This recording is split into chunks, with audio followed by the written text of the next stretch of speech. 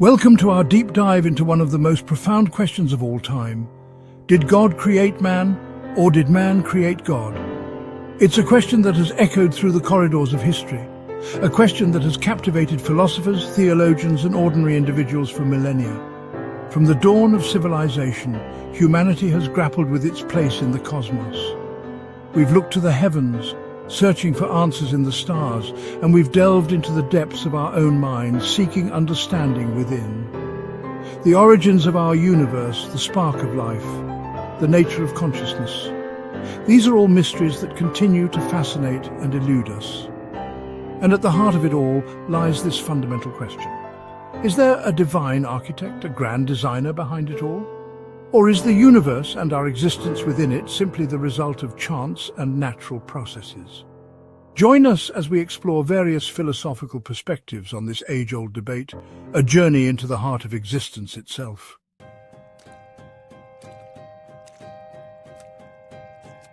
Our exploration begins with the theistic perspective, a viewpoint deeply rooted in the traditions of monotheistic religions like Christianity, Islam, and Judaism.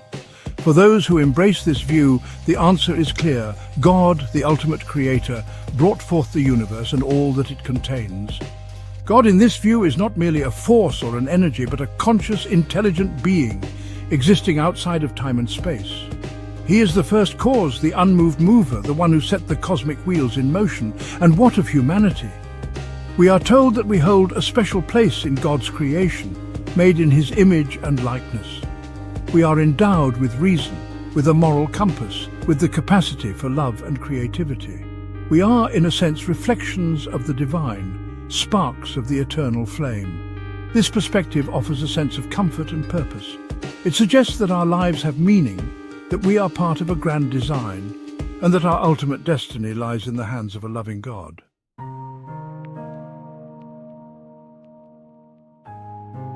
Now let's shift our perspective and explore the realm of pantheism, a view that challenges the traditional separation between God and the universe.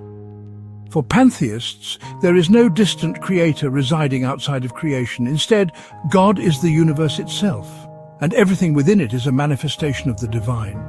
Imagine, if you will, a vast and intricate tapestry woven from threads of starlight, ocean waves, and mountain peaks. Every atom, every leaf, every creature is an integral part of this grand design, a unique expression of the divine essence. This perspective finds resonance in the words of the 17th century philosopher Baruch Spinoza, who argued that God and nature are one and the same. For Spinoza, there is no distinction between creator and created, only infinite substance manifesting itself in countless forms. Pantheism invites us to see the divine in everything around us, to recognize the interconnectedness of all things. It's a perspective that fosters a sense of awe and wonder at the beauty and complexity of the natural world.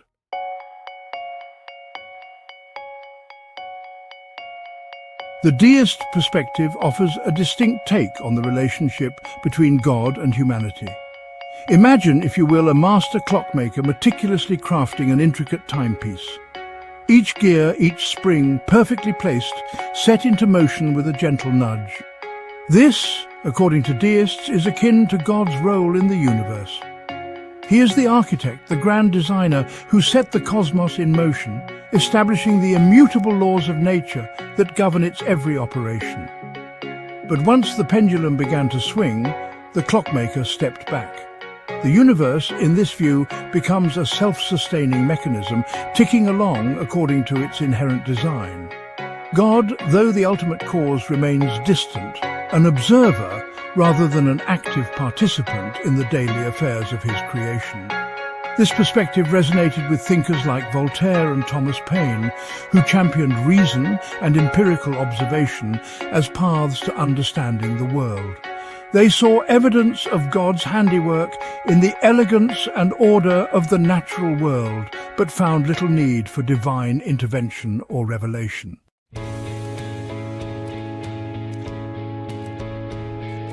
From the vantage point of atheism, the idea of a divine creator is not a reflection of reality, but rather a human invention, a product of our own minds and social structures. This perspective challenges the traditional narratives that have shaped societies for millennia. Proponents of this view, like Karl Marx, Sigmund Freud and Friedrich Nietzsche, approached the question of God from different angles, yet converged on a common conclusion, that the concept of God is a human construct. Marx saw religion as the opiate of the masses, a tool used by the powerful to pacify and control the working class. He argued that religion provided an illusory happiness that distracted people from their real suffering. He believed that belief in God served to mask the injustices of economic inequality and to stifle revolutionary change. By promising a better life in the hereafter, religion kept the oppressed from seeking justice in the present. Freud, on the other hand, delved into the depths of the human psyche. He explored how our unconscious mind shapes our beliefs and behaviors. He argued that the concept of God stemmed from our primal longing for a protective father figure, a way to cope with the anxieties and uncertainties of life. This need for security and comfort, Freud suggested, was deeply rooted in our childhood experiences. Nietzsche, with his characteristic boldness, declared God is dead, proclaiming that humanity had outgrown its need for such comforting illusions. He saw this as an opportunity for human beings to redefine their existence. He called for a re-evaluation of values, a shift away from reliance on external authorities and towards an embrace of human agency and self-creation. Nietzsche believed that this would lead to a more authentic and empowered way of living.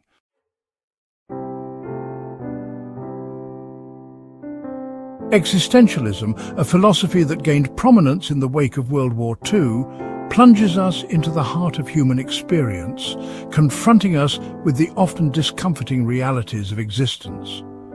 Central to this school of thought is the idea that we are thrust into a universe devoid of inherent meaning or purpose.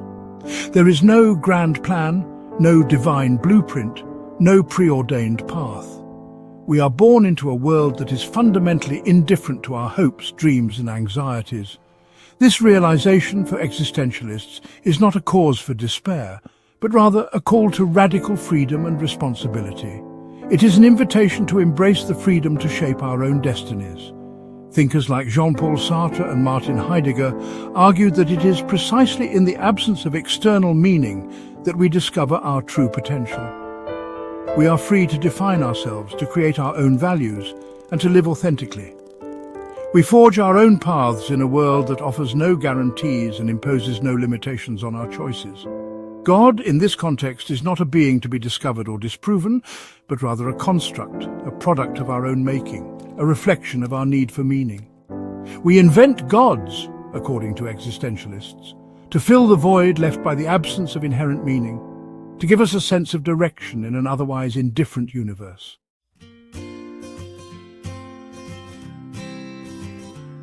For centuries, many have envisioned a God who exists outside of time and space, unchanging and immutable. But what if we've misunderstood the very nature of the divine? What if, instead of a static overseer, God is an active participant, evolving alongside creation? This is the heart of process theology. It proposes a radical shift in perspective, suggesting that God isn't a distant clockmaker who wound the universe and stepped away. Rather, God is intimately involved in the intricate dance of existence, a dance where every step matters. Imagine a universe in constant motion, a tapestry woven from threads of experience, each one contributing to the grand design. In this view, God is not the weaver standing apart, but the loom itself, experiencing the creation of the tapestry with every thread that passes through.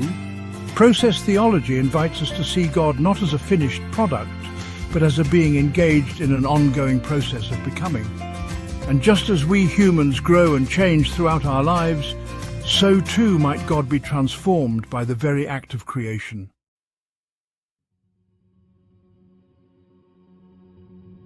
The human mind is a fascinating instrument, capable of perceiving and interpreting the world around us.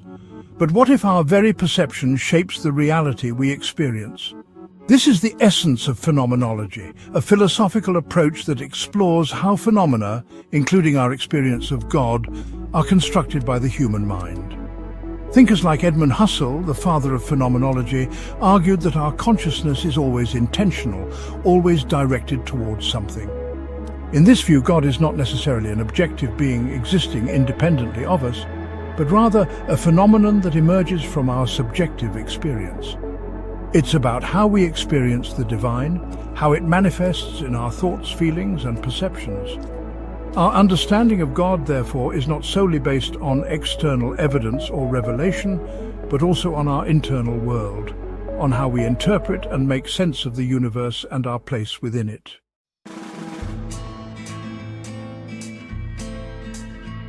For centuries, humanity has often perceived a separation between the spiritual and the natural, the sacred and the secular.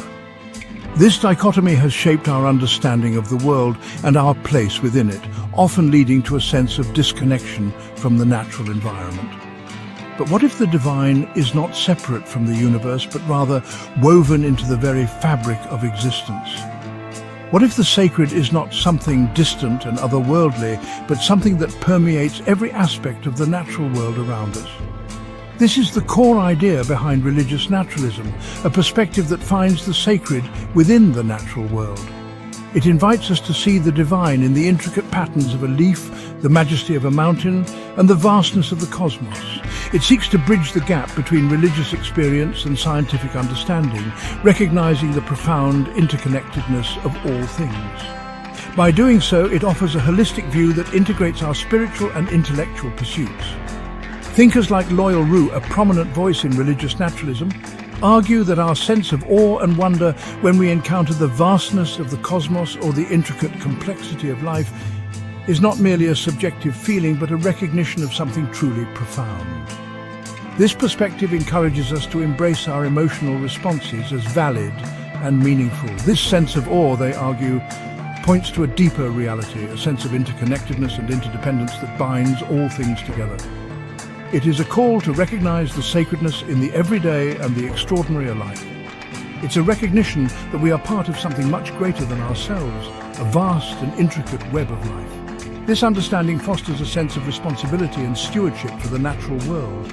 From a religious naturalist perspective, God is not a supernatural being who created the universe from nothing. Instead, God is seen as an emergent property of the universe itself, arising from the complex interactions of all things. Instead, God is understood as an emergent property of the universe itself, arising from the complex interactions of all things.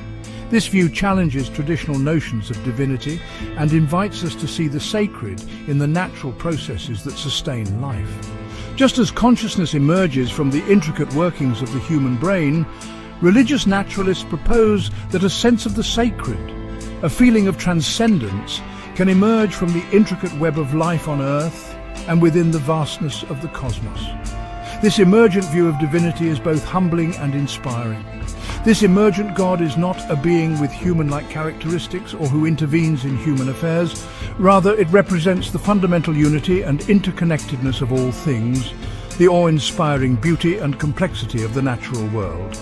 Rather, it represents the fundamental unity and interconnectedness of all things, the awe-inspiring beauty and complexity of the natural world. This perspective encourages us to find meaning and purpose in our relationship with the environment. Religious naturalism, therefore, offers a way to reconcile religious sensibility with a scientific worldview, finding the sacred not above or beyond nature, but within its very heart. It invites us to celebrate the wonder of existence and to live in harmony with the world around us.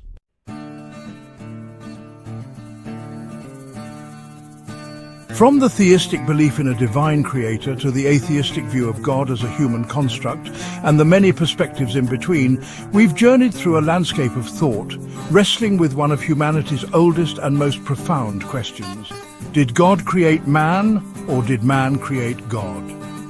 Each of these perspectives offers a unique lens through which to view this question, each with its own set of assumptions, arguments, and implications.